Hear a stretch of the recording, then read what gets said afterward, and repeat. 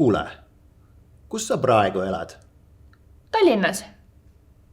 Kas elad kesklinnas? Ei, ma elan praegu Haaberstis. Kas sa elad majas või korteris? Korteris. Mitmendal korrusel?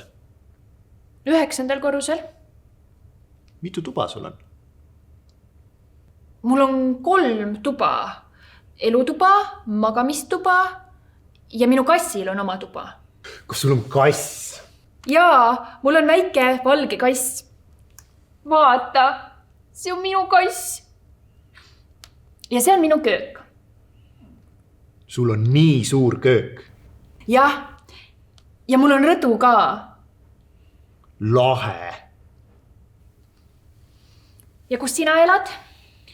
Meil on väike maja. Kus?